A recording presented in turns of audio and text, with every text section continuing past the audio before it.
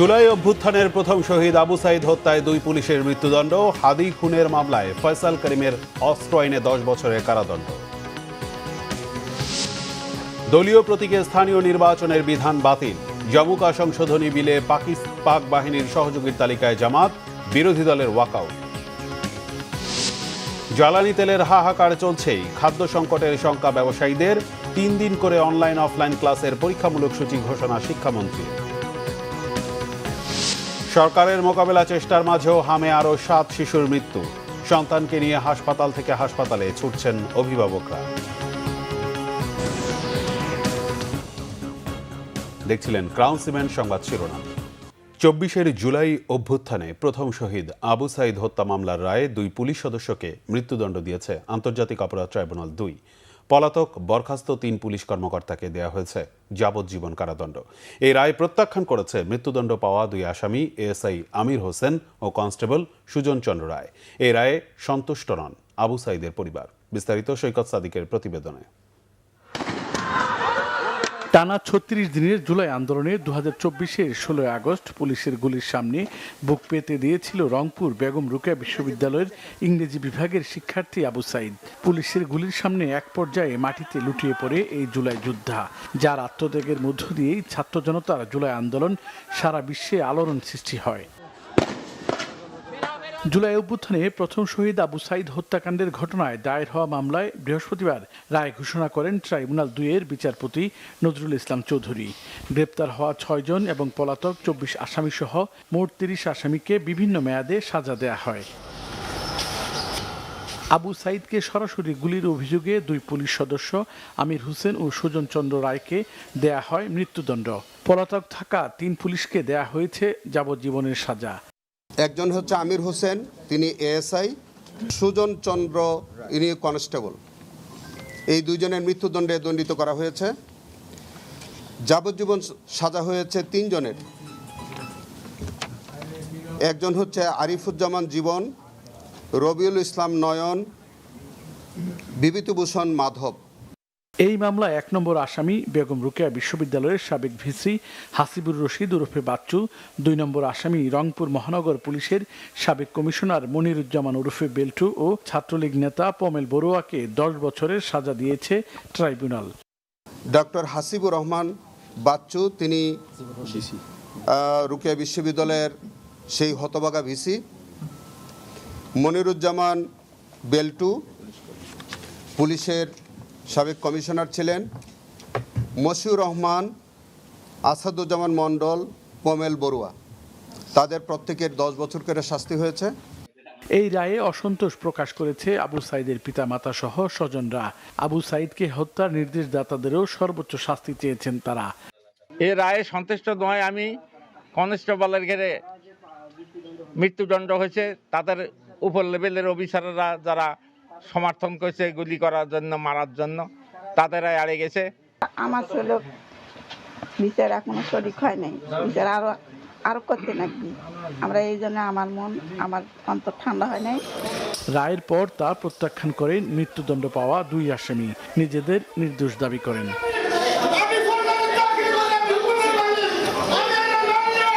আসামি পক্ষের আইনজীবীরাও রায়ে সংক্ষুব্ধ, আপিল করার কথাও জানিয়েছেন তারা। যে আর্গুমেন্টগুলো আমরা করেছি তাতে আমার কাছে মনে হয়েছে যে এই রায়টি প্রত্যেকটা আসামির ক্ষেত্রে সংক্ষুব্ধতার কোনো জায়গা আছে এবং প্রত্যেকজন আসামি হয়তো সংক্ষুব্ধতার সেই জায়গা অনুসারে আপিল করবেন। আবু সাইদের পিতা সহ 25 জন সাক্ষীর সাক্ষ্য গ্রহণের ভিত্তিতে এই রায় ঘোষণা করল আন্তর্জাতিক অপরাধ ট্রাইব্যুনাল 2। সৈকত সাদিক, বাংলা ভিশন, ঢাকা। ওসমান হাদি হত্যা মামলার প্রধান আসামি ফয়সাল করিম মাসুদ ওরফে রাহুল ওরফে দাউদকে অস্ত্র আইনের মামলায় 10 বছরের সশ্রম কারাদণ্ড দিয়েছে আদালত। বৃহস্পতিবার দুপুরে ঢাকার অতিরিক্ত মহানগর দায়রা জজ মাহমুদুল মহসিন এ রায় দেন। গেল রবিবার মামলার যুক্তিতর্ক উপস্থাপন শেষে আদালত রায়ের জন্য আজকের দিন ধার্য করেন। ফয়সাল করিম পলাতক থাকায় তার বিরুদ্ধে গ্রেফতারি পরোয়ানা জারি করে আদালত। 2024 সালের 7 নভেম্বর আদাবরের বায়তুল আমান হাউজিং সোসাইটির একটি ফ্ল্যাটে অভিযান চালায় র্যাব। সে সময় পালানোর চেষ্টাকালে ফয়সাল করিমকে আটক করা হয়। তার বাসায় তল্লাশি চালিয়ে 4 রাউন্ড গুলিসহ বিদেশি পিস্তল উদ্ধার করে র্যাব। এ ঘটনায় কয়েকদিন পর আদাবর থানায় ফয়সাল করিমের বিরুদ্ধে অস্ত্র আইনে মামলা হয় র্যাবের। গেল বছরের 17 নভেম্বর পর্যন্ত ফয়সাল এ মামলায় জামিনে ছিল। এরপর ওসমান হাদি হত্যার ঘটনার পর থেকে তাকে প্রকাশ্যে আর দেখা যায়নি। এর মধ্যে গত মাসে ভারতে গ্রেফতার করা হয় ফয়সালকে। হাদি হত্যার বিষয়ে মামলার বিষয়ে সরকার সবসময় বিচার প্রতিষ্ঠা করার জন্য এবং হাদি যেন ন্যায় বিচার পায় সেই বিষয়ে সরকার সবসময় সচেষ্ট এবং এই আসামিকে ফেরত আনার ব্যাপারে সরকার বিভিন্নভাবে প্রচেষ্টা চালিয়ে যাচ্ছে। ধন্যবাদ আপনাকে। জাতীয় সংসদে পাশ হয়েছে জাতীয় মুক্তিযোদ্ধা কাউন্সিল সংশোধনী বিল 2026। সংশোধিত এ আইনে 71-এর মুক্তিযুদ্ধের সময় পাকিস্তানি বাহিনীর সহযোগী হিসেবে কাজ করা বিভিন্ন রাজনৈতিক দল ও গোষ্ঠীর নাম অন্তর্ভুক্ত করা হয়েছে। এর মধ্যে রয়েছে মুসলিম লীগ, জামাত ইসলামী এবং নেজামে ইসলাম সহ আরও কয়েকটি পক্ষ। এছাড়াও স্থানীয় নির্বাচনে দলীয় প্রতীকের বিধান বাদ দেওয়া হয়েছে। কয়েকটি বিলের বিষয়ে আপত্তি সত্ত্বেও তা পাশ হওয়ায় ওয়াকআউট করেছে বিরোধী দল। রিপোর্ট করছেন সিকান্দার রেমান। কার্যসূচি অনুযায়ী জাতীয় মুক্তিযোদ্ধা কাউন্সিল সংশোধনী বিল 2026 জাতীয় সংসদে উত্থাপন করেন মুক্তিযুদ্ধ বিষয়ক মন্ত্রী আহমদ আজম খান। জাতীয় মুক্তিযোদ্ধা কাউন্সিল সংশোধন বিল 2026 অবিলম্বে বিবেচনার জন্য গ্রহণ করা হোক। এ বিলের বিষয়ে সংসদে কথা বলেন বিরোধী দলীয় নেতা ডাক্তার শফিকুর রহমান। শেখ হাসিনা এবং পরবর্তী পর্যায়ে ইন্টারিম গভর্নমেন্ট তার ধারাবাহিকতা রক্ষা করেছে সামান্য পরিবর্তন সহ। কি আছে এখানে? আছে তৎকালীন 3টা সংগঠনের নাম নেওয়া হয়েছে।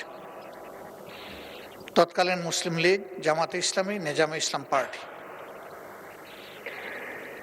পাক সেনাবাহিনীর সাথে আরো কিছু অ্যান্সিলারি ফোর্সের সাথে 3টা রাজনৈতিক দলের নাম এসেছে এবং বর্তমান উপস্থাপনায় বা প্রস্তাবনায় তৎকালীন এই 3 সংগঠনের কথা বলা হয়েছে।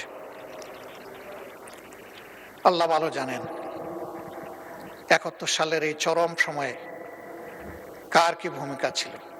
সংসদে বিলটি উত্থাপিত হলে সংখ্যাগরিষ্ঠের কণ্ঠভোটে তা গৃহীত হয়।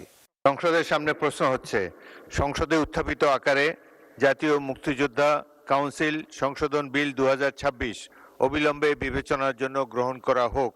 যারা এই প্রস্তাবের পক্ষে আছেন তারা হ্যাঁ বলুন, যারা এই প্রস্তাবের বিপক্ষে আছেন তারা না বলুন। আমার মনে হয় হ্যাঁ জয়যুক্ত হয়েছে, হ্যাঁ জয়যুক্ত হয়েছে, হ্যাঁ জয়যুক্ত হয়েছে। এছাড়াও টেলিযোগাযোগ সংশোধন বিল, গ্যাস সংশোধন বিল, মানবদেহে অঙ্গ প্রত্যঙ্গ সংযোজন বিল সহ বেশ কয়েকটি বিল পাশ হয় সুস্থ ধারায়। এরপর দলীয় প্রতীকে নির্বাচনের বিধান বাদ দিয়ে স্থানীয় সরকার পৌরসভা সংশোধন বিল 2026 সংসদে উত্থাপন করা হলে আপত্তি দেয় বিরোধী দল। আজকেও এই বিষয়ে জনমত নেওয়ার সুযোগ রয়েছে মাননীয় স্পিকার। আপনারা যদি সত্যিকার অর্থে গণতন্ত্রে বিশ্বাস করেন, জনমতকে যদি আপনারা সম্মান করেন, তাহলে এই বিষয়টি জনমত দিয়ে যাচাই করে। এর উত্তরে বিলটি পাশের যৌক্তিকতা তুলে ধরেন স্থানীয় সরকার প্রতিমন্ত্রী। এই আইনের মাধ্যমে জাতীয় এবং দলীয় প্রতীক বাতিল করে সাধারণ প্রতীকে নির্বাচনের ব্যবস্থা এই আইনে করা আছে মাননীয় স্পিকার। পরে কণ্ঠভোটে বিলটি পাশ হয়। এর পরপরই সংসদ থেকে ওয়াকআউট করে বিরোধী দল। সংসদে উত্থাপিত আকারে স্থানীয় সরকার পৌরসভা সংশোধন বিল 2026 পাশ হলো।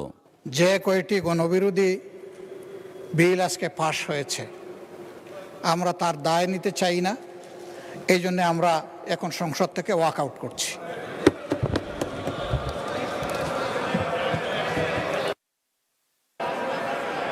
মাননীয় স্বরাষ্ট্রমন্ত্রী, আপনি কিছু বলতে চাচ্ছিলেন? আইন প্রণয়ন প্রক্রিয়ার first reading, second reading, third reading সব রিডিংয়ে ওনারা সহায়তা করেছেন। কেউ কেউ হাত তুলে সমর্থনও দিয়েছে। সমস্ত প্রক্রিয়ায় অংশগ্রহণের পরে ওয়াকআউটের কোনো মানে আছে কিনা এটা জানার জন্য। সিকান্দার রেমান, বাংলা ভিশন, ঢাকা। এর আগে বিরোধী দলের আপত্তির মুখেই জাতীয় মানবাধিকার কমিশন রহিতকরণ ও পুনঃপ্রচলন, সুপ্রিম কোর্ট সচিবালয় রহিতকরণ বিল এবং সুপ্রিম কোর্ট বিচারক নিয়োগ রহিতকরণ বিল পাশ হয়েছে জাতীয় সংসদে। এছাড়া এনার্জি রেগুলেটরি কমিশন সংশোধন এবং পাবলিক প্রকিউরমেন্ট সংশোধনী বিল সহ পাশ হয়েছে আরও কয়েকটি বিল। এদিকে জাতীয় মানবাধিকার কমিশন রহিতকরণ, সুপ্রিম কোর্ট সচিবালয় রহিতকরণ এবং সুপ্রিম কোর্ট বিচারক নিয়োগ রহিতকরণ বিল পাশের সময় বিরোধী দলের আপত্তি এবং আইনমন্ত্রীর বক্তব্যে প্রাণবন্ত হয়ে ওঠে সংসদ। আহমেদ সরোয়ারের রিপোর্ট। সংশোধন বিল 2026। বৃহস্পতিবার সকালে সংসদে দিনের কার্যক্রম শুরু হলে অন্তর্বর্তী সরকারের সময় করা 133টি অধ্যাদেশ আইনে পরিণত করার কাজ শুরু হয়। সময়ের বাধ্যবাধকতা থাকায় কোনো বিতর্ক ছাড়াই বিলগুলো পাশ হতে থাকে। জয়যুক্ত হয়েছে। তবে জাতীয় মানবাধিকার কমিশন রহিতকরণ এবং পুনঃপ্রচলন বিল 2026 উত্থাপন করা হলে বিরোধী দলের পক্ষ থেকে আপত্তি দেয়া হয়। জাতীয় মানবাধিকার কমিশনের নামে বিরোধী দল ও মতকে দমন কমিশন হিসেবে সেটি ব্যবহার করা হয়েছে। বিএনপিকে দমন করার বৈধতা জাতীয় মানবাধিকার কমিশন উৎপাদন করেছে। আমরা জাতীয় মানবাধিকার কমিশনের চেয়ারম্যানকে বলতে শুনেছি, জামাতের নেতাকর্মীদেরকে গুলি করা বৈধ মানবাধিকার টিকিয়ে রাখার স্বার্থে 2025-এর অধ্যাদেশটিকে ল্যাপস করে দেওয়া হয়। এটি এই সংসদের জন্য আমাদের যে একটা আমরা ফরওয়ার্ডিং একটা মুভে ছিলাম, আজকে এই 2025-এর অধ্যাদেশটি ল্যাপস করার মধ্য দিয়ে জাতি আবার ব্যাকওয়ার্ডের দিকে যাবে। এই বিলটি রহিতকরণের প্রেক্ষাপট তুলে ধরেন আইনমন্ত্রী।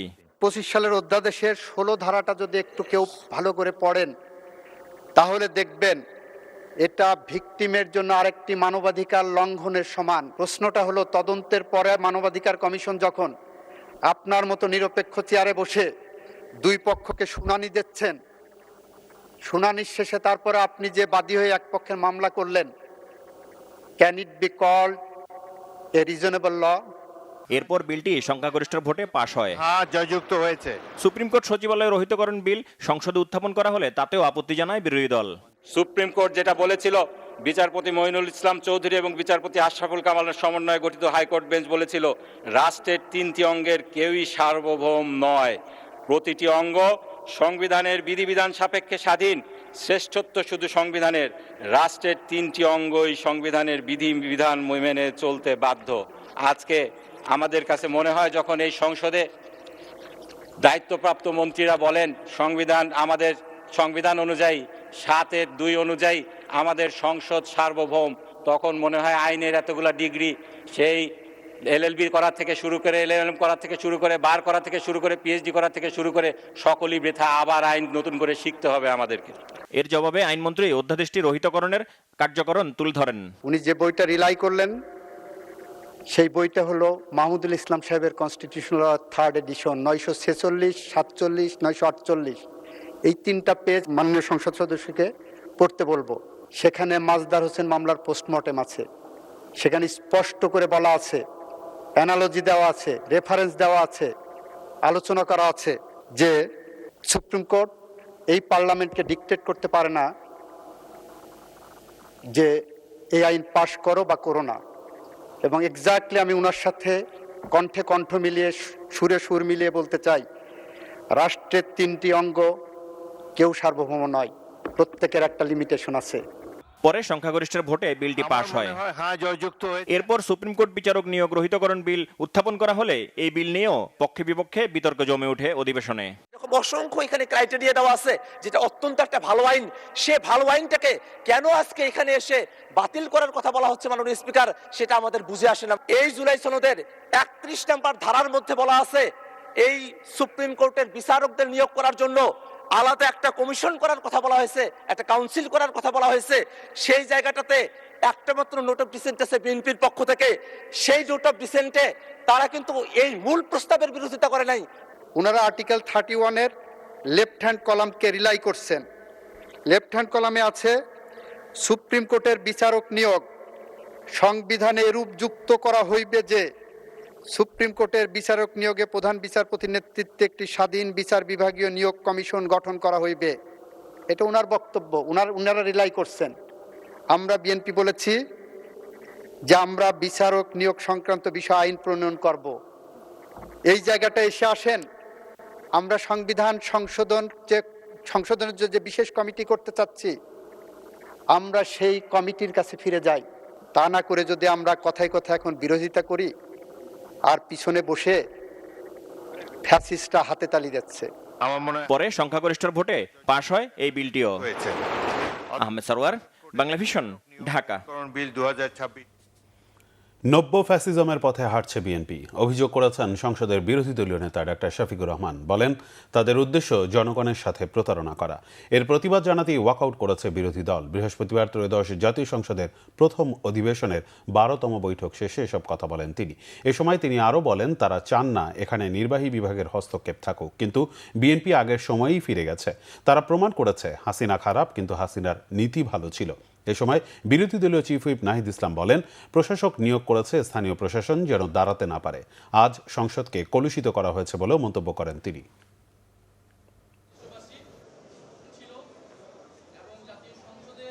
যেগুলো নিয়ে বিরোধী দলের পক্ষ থেকে নোট অফ ডিসেন্ট ছিল, সেই অধ্যাদেশগুলো উপস্থাপন করা হয়েছিল। উপস্থাপন করার পরবর্তীতে বিরোধী দলের পক্ষ থেকে আমরা সেখানে আমাদের সুস্পষ্ট বক্তব্য বিরোধী দলের প্রতিনিধিরা সেখানে পেশ করেন এবং তার সুস্পষ্ট কোনো জবাব সরকারের যারা দায়িত্বশীল, যারা মন্ত্রী প্রতিমন্ত্রীরা ছিলেন, তাদের থেকে আমরা পাইনি। আমরা জনস্বার্থে আমরা সুস্পষ্টভাবে আমাদের আপত্তি জানিয়েছি যে আমরা বিচার বিভাগকে স্বাধীন হিসাবে দেখতে চাই, আর সেই বিচার বিভাগের স্বাধীনতার জন্য বিচারক নিয়োগ এবং স্বাধীন সচিবালয় বিচার বিভাগের কায়েম হওয়া অতি জরুরি, যা ইতিমধ্যে একটি রায়ের মাধ্যমেও গতকাল এটা জনগণের সামনে এসেছে যে বিচার বিভাগের নিয়োগ যদি নির্বাহী বিভাগের কর্তৃত্বের ভিতরে থাকে তাহলে বিচার বিভাগে এই ধরনের দুর্ঘটনা ঘটতেই থাকবে এবং জনগণ ন্যায় বিচার থেকে বঞ্চিত হবেন। কাজেই আমরা চাই না যে এখানে নির্বাহী বিভাগের কোনো কর্তৃত্ব থাকুক। ইন্টারিম গভর্নমেন্ট যে অধ্যাদেশ জারি করেছিল সেখানে কার্যত নির্বাহী বিভাগের কোনো প্রভাব ছিল না। তারা আগেরটাই ফিরে গিয়ে তারা প্রমাণ করলেন হাসিনা খারাপ, কিন্তু হাসিনার নীতি ভালো। প্রধানমন্ত্রী তারেক রহমানের সাথে সৌজন্য সাক্ষাৎ করেছেন অস্ট্রেলিয়ার পার্লামেন্ট হাউস অব রিপ্রেজেন্টেটিভের স্পিকার মিল্টন ডিক। বেলা ৩টায় জাতীয় সংসদ সচিবালয়ে প্রধানমন্ত্রীর কার্যালয়ে প্রধানমন্ত্রী তারেক রহমানের সাথে সাক্ষাৎ করেন মিল্টন ডিক। বৈঠকে তারা দুদেশের স্বার্থ সংশ্লিষ্ট বিভিন্ন বিষয় নিয়ে আলোচনা করেন। এ সময় অস্ট্রেলিয়ার পার্লামেন্ট হাউস অব রিপ্রেজেন্টেটিভের প্রতিনিধি দল এবং বাংলাদেশে নিযুক্ত অস্ট্রেলিয়ার হাই কমিশনার সুসান রাইল উপস্থিত ছিলেন।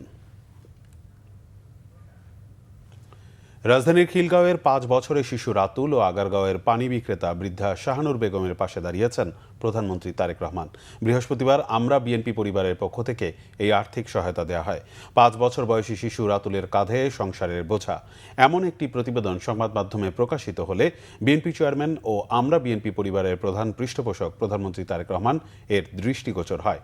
পরে তিনি অতিরিক্ত প্রেস সচিব আতিকুর রহমান রুমনকে রাতুলের পরিবার ও বৃদ্ধ শাহনুরের পাশে দাঁড়াতে নির্দেশ দেন। রাজধানীর খিলগাঁও শান্তিপুর ফায়ার সার্ভিস সংলগ্ন এলাকায় আমরা বিএনপি পরিবারের সদস্য সচিব কৃষিবিদ মোকসেদুল মমিন মিথুনের নেতৃত্বে রাতুলের পরিবার ও আগারগাঁও এলাকায় বৃদ্ধ শাহনুরের সাথে সাক্ষাৎ করতে যায় প্রতিনিধি দলটি। জ্বালানি তেলের এলোমেলো পরিস্থিতির তেমন কোনো উন্নতি হয়নি। রাজধানীর পাম্পগুলোতে গাড়ি ও মোটরসাইকেলের দীর্ঘ লাইন এখনও। তেল বরাদ্দ না পেয়ে বন্ধ অনেক পেট্রোল পাম্প। অর্থনীতিবিদ ও বিশ্লেষকরা বলছেন, মধ্যপ্রাচ্যের সংকট কাটলেও জ্বালানি তেলে স্বস্তি ফিরতে সময় লাগবে। জ্বালানি তেল নিতে রাজধানীর পেট্রোল পাম্পে দীর্ঘ লাইনের চিত্রটির ইতিবাচক কোনো পরিবর্তন নেই। কোনো পাম্পে লেখা রয়েছে তেল না থাকায় বিতরণ বন্ধ, আবার কোনোটিতে লাইনে দীর্ঘ অপেক্ষায় থেকেই তেল নিচ্ছেন গাড়ির মালিকরা। সরকারের কোনো উদ্যোগই যেন কাজে আসছে না। এরপরও পরিস্থিতি সামাল দিতে এবার ফুয়েল পাস চালু করেছে সরকার। এদিকে মধ্যপ্রাচ্যে শান্তির বাতাসে বিশ্ববাজারে কমতে শুরু করেছে জ্বালানি পণ্যের দাম। অর্থনীতিবিদরা বলছেন, সহসাই এর সুফল মিলবে না, তবে সুযোগ কাজে লাগিয়ে জ্বালানি সংগ্রহে উদ্যোগ নিতে হবে সরকারকে। আপাতত বিশ্ববাজারে জ্বালানি পণ্যের দাম পড়তির দিকে থাকলেও যে কোনো সংকটে সেটি বাড়তে পারে। তাই জ্বালানি কিনতে অর্থের জোগাড় নিশ্চিতে সচেষ্ট থাকতে হবে সরকারকে। জ্বালানি সংকটে ব্যবসা বাণিজ্য ক্ষতিগ্রস্ত হওয়ার পাশাপাশি দেশের খাদ্য নিরাপত্তা ঝুঁকিতে পড়বে, এমন শঙ্কায় ঢাকা চেম্বার অব কমার্স। সংগঠনটির সভাপতি তাসকিন আহমেদ জানান, মধ্যপ্রাচ্য সংকটে দেশের অর্থনৈতিক প্রবৃদ্ধি অন্তত 1% কমবে। বৃহস্পতিবার রাজধানীর মতিঝিলে ঢাকা চেম্বার আয়োজিত বৈশ্বিক জ্বালানি সংকট বাংলাদেশের প্রভাব বিষয়ে গোলটেবিল আলোচনায় এই শঙ্কার কথা জানান তিনি। বাংলাদেশ পেট্রোল পাম্প মালিক সমিতির সভাপতি মোহাম্মদ নাজমুল হক জানান, সরকারের কাছে জ্বালানির মজুদ পর্যাপ্ত রয়েছে বলে যে দাবি করা হচ্ছে তা পুরোপুরি সত্য নয়। এখন যে মজুদ আছে তা দিয়ে তেলের বাজার নিয়ন্ত্রণ করা কঠিন। জ্বালানি নিরাপত্তা নিশ্চিতে নবায়নযোগ্য জ্বালানির সক্ষমতা বৃদ্ধির তাগিদ দেন জ্বালানি বিশেষজ্ঞ ডক্টর ইজাজ হোসেন। আরেক জ্বালানি বিশেষজ্ঞ অধ্যাপক ডক্টর এম শামসুল আলম বলেন, স্বচ্ছতা ও জবাবদিহিতা নিশ্চিতে জ্বালানি খাত লুটেরাদের বিচার নিশ্চিত করা জরুরি। তা না হলে এ সরকারের আমলেও লুটপাট ও অর্থ পাচার বন্ধ হবে না। সংকটময় মুহূর্তে গ্রাহকদের অতিরিক্ত তেল না কেনার আহ্বান জানান আলোচকরা। ঢাকা মহানগরী সহ মেট্রোপলিটন এলাকার কয়েকটি স্কুলে জ্বালানি সাশ্রয়ে পরীক্ষামূলকভাবে 3 দিন অনলাইন এবং 3 দিন অফলাইনে ক্লাস চলবে বলে জানিয়েছেন শিক্ষামন্ত্রী আনামা এহসানুল হক মিলন। আন্তর্জাতিক মাতৃভাষা ইনস্টিটিউটে বৃহস্পতিবার এক সংবাদ সম্মেলনে তিনি জানান, অনলাইনে ক্লাস হলেও শিক্ষকদের যথারীতি স্কুলে আসতে হবে। যেসব প্রতিষ্ঠানে অনেক ভিড় হয় সে সকল প্রতিষ্ঠানকে সরকারের এ সিদ্ধান্ত মানতে হবে। শিক্ষার্থীরা চাইলে সশরীরে ক্লাস করতে পারবে বলেও জানান শিক্ষামন্ত্রী। তিনি বলেন, শুক্রবার স্কুল বন্ধ, শনি, সোম ও বুধবার স্কুলে সশরীরে ক্লাস নেওয়া হবে, আর রবি, মঙ্গল ও বৃহস্পতিবার ক্লাস হবে অনলাইনে। 3 দিন অনলাইন এবং 3 দিন ক্লাসে পাঠদান করানোর বিষয়ে একমত হয়েছেন শিক্ষকরা। এছাড়া সকল পরীক্ষা শিক্ষাবর্ষের মধ্যেই চালু করতে সরকার পদক্ষেপ নিচ্ছে বলেও জানান মন্ত্রী। দেশ জুড়ে আবারও বাড়ছে সংক্রামক রোগ হাম। শিশুদের মধ্যে এর প্রকোপ বেশি হওয়ায় উদ্বেগে রয়েছেন অভিভাবকরা। সরকারি হাসপাতালে আইসোলেশন বেডের সংকট আর পর্যাপ্ত শিশু বেড না থাকায় এক হাসপাতাল থেকে অন্য হাসপাতালে অসুস্থ শিশুকে নিয়ে ছুটছেন তারা। তবে চিকিৎসকরা বলছেন, হাম মোকাবেলায় 9 মাসের পরিবর্তে এখন টিকা দেওয়া হচ্ছে 6 মাসেই। এদিকে গেল 24 ঘন্টায় হামে মারা গেছে 7 জন শিশু, নতুন আক্রান্ত 1829 জন, জানিয়েছে স্বাস্থ্য অধিদপ্তর। মেজবা রহমানের রিপোর্ট। জ্বর, সর্দি, কাশির সঙ্গে শরীরে লালচে ফুসকুড়ি এসব উপসর্গ নিয়েই প্রতিদিনই হাসপাতালে আসছে শিশু রোগীরা। তবে পর্যাপ্ত বেড না পেয়ে হাসপাতালের কাউন্টারেই অপেক্ষার প্রহর গুনছেন অনেকেই। এদিকে হাসপাতালে পর্যাপ্ত আইসোলেশন ওয়ার্ডের অভাবে সংক্রমিত রোগীদের রাখা হচ্ছে সাধারণ ওয়ার্ডেই, যা নিয়ে উদ্বিগ্ন অভিভাবকেরা। ডাক্তার বলতেছে বাচ্চার অবস্থা খারাপ, বাচ্চা আইসিইউ লাগবে, বাচ্চা রক্ত নাই, মানে কি বলবো, মানে বলার আমার কোনো ভাষা নেই। অসুস্থ আজকে অনেক দিন যাবতে আমরা ঢাকা অন্য একটা হসপিটাল ভর্তি ছিলাম, প্যানকেয়ারে 4 দিন পরে এখানে আসছি আজকে 3 দিন। ডাক্তার তো ওষুধ দিতেছে, ইনজেকশন দিতেছে, এতটুকু, আর কিছু বলতেছে না এখন। হামের চিকিৎসায় হাম ওয়ার্ডের পাশাপাশি বিশেষ আইসোলেশন সেন্টার তৈরি হলেও শিশু মৃত্যুর ঘটনা রয়েছে বলে জানিয়েছেন চিকিৎসক। হাম ইউনিটে 236 জন রোগী ভর্তি হয়েছে, এর মধ্যে বর্তমানে 68 জন আছে, বাকিরা ভালো হয়ে চলে গেছে। আমি যতটুকু জানি অফিসিয়ালি 2-1টা বাচ্চা হয়তো এক্সপায়ার করেছে। আর আমাদের এখন 68টার মধ্যে ভর্তির মধ্যে 14টা আইসিইউতে আছে, বাকিগুলো নর্মাল বেডে আছে। আর গত 24 ঘন্টায় আমাদের 12টা রোগী হামের ভর্তি হয়েছে। তবে চিকিৎসকরা বলছেন, আক্রান্ত ব্যক্তিকে আলাদা রাখা এবং স্বাস্থ্যবিধি মেনে চললে এই সংক্রমণ থেকে মুক্তি পাওয়া সম্ভব।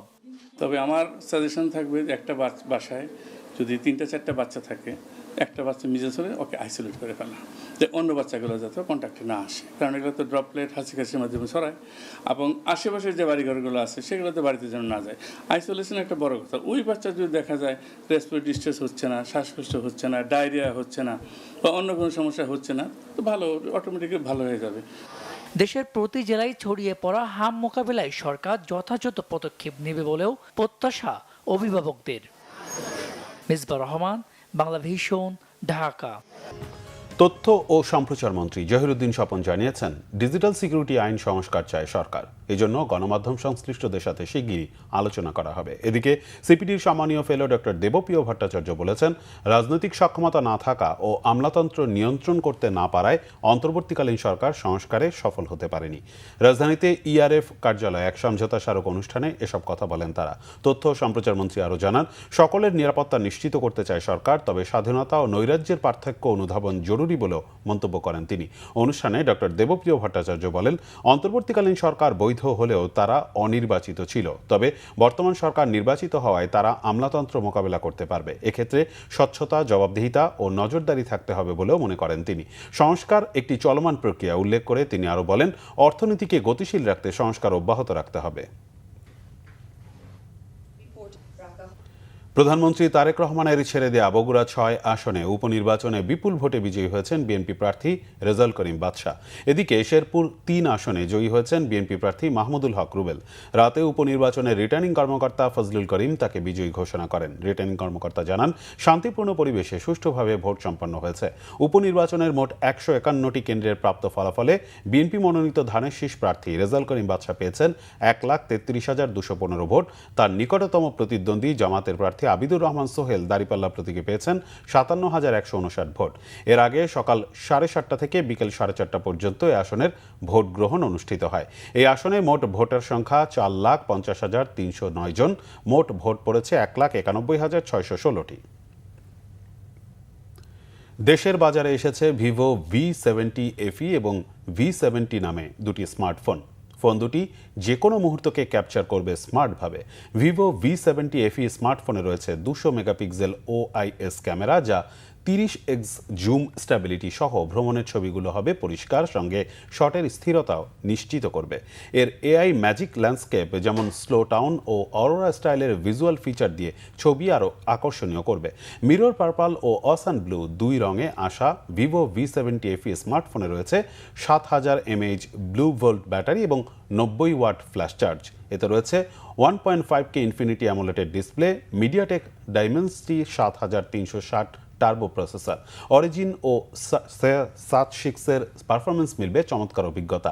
একই সাথে বাজারে আসা ফ্ল্যাগশিপ V70 মডেলটি 50 megapixel Zeiss super telephoto camera, 4K 60 FPS video recording, যা শীর্ষমানের স্মার্টফোন অভিজ্ঞতা। মডেলটি নির্মাণে রয়েছে অ্যারোস্পেস গ্রেড 6 সিরিজ অ্যালুমিনিয়াম, যা দেবে স্টাইল এবং শক্তির অসাধারণ সংমিশ্রণ। ভিভো V70 FE দাম পড়বে ৫৬,৯৯৯ টাকা এবং ভিভো 70 ৬৮,৯৯৯ টাকা। এক্সক্লুসিভ অফারের সাথে ৯ এপ্রিল থেকে শুরু হবে প্রি বুকিং। এই ছিল এখনকার মতো। পরের সংবাদ সকাল ৭:৩০টায় দেখার আমন্ত্রণ রইল। এতক্ষণ সাথে থাকায় ধন্যবাদ।